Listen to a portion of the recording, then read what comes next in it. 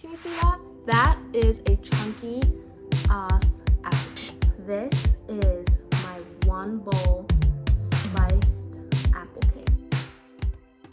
This is something that you can do to try to get your cold fridge eggs up to room temp. Alright, don't hate me on this because I feel like I'm gonna get a lot of flack on the fact that I put eggs in warm water. It is lukewarm water. It's not boiling water, it's lukewarm water. And while my butter melts, I'm going to start on the dry ingredients. A 1/2 cup of brown sugar. And now I'm gonna add my spice. And this is my hack here.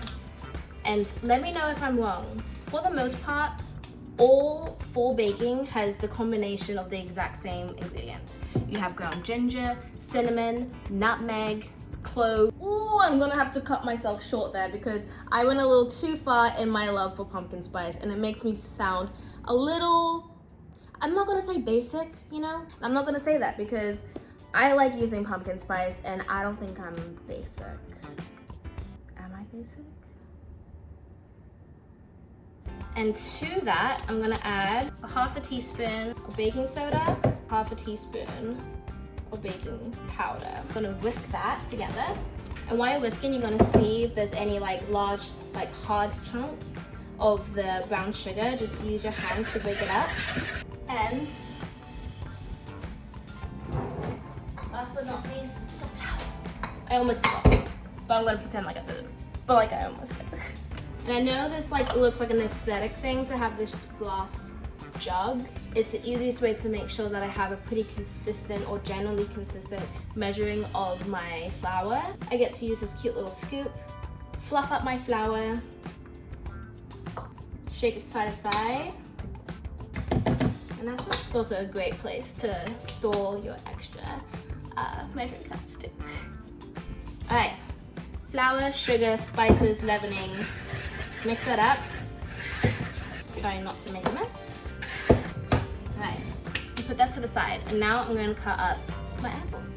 Now for your apples, you can be a little bit more flexible on the type of apples that you use. I like to use a combination of 2 apples. I like using multiple different types of apples for different reasons. Some apples stew a little bit better, so they kind of melt out and become a lot more soft and jammy. Some hold their shape a little bit better. I like a stewy apple and a chunk apple that I can actually bite into and taste. I'm using Gala and Granny Smith. Granny Smith's are a little bit tart. Gala is I think it's on the middle of the spectrum of sweet and tart, but I like that this Granny Smith kind of adds a little bit more tartness to a sweet cake. Yeah, let's chop. Voiceover Sahara here, jumping in to just show you how I cut my apples in this cake. Just make sure that the pieces are not bigger than this largest piece, which is what you see right here. If it's smaller, it's just gonna melt into the cake, but it's gonna taste really, really good either way. Before I do anything else with the apples, I forgot to add the salt. You're gonna add 1/4 teaspoon of salt, whiskey. Now this is where my recipe kind of deviates a little bit to the traditional. I'm gonna add my chopped apples into the dry mixture and toss to coat. Now this motion is kind of similar to what you do when you're making homemade pie dough, where you're tossing the butter within the flour mixture. This technique ensures that the apples don't all sink down to the bottom of the cake. The flour kind of helps them suspend within the cake that they were mixed into. This helps them just stay put and be evenly distributed in your cake.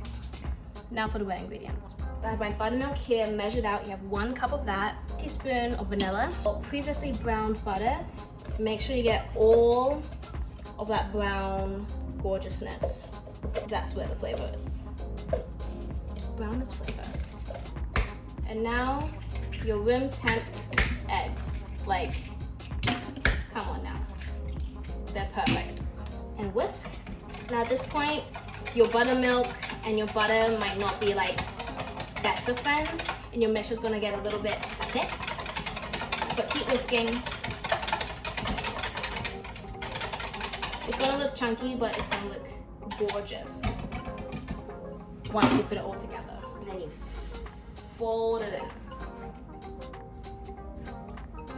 I probably could have done with a larger bowl, but this bowl right here, I make everything in here. Voice over Sahara again. Now in a very heavily greased or buttered cake tin, pour your batter into it, smooth it out so it's nice and flattened and even on the top, and then you're gonna sprinkle on some nice, lovely, crunchy turbinado sugar, very healthy dose of sesame seed. Bake at 350 degrees Fahrenheit for 45 to 50 minutes or until an inserted cake tester comes out clean or with very little crumbs. Now this topping is so good, so please don't skip it.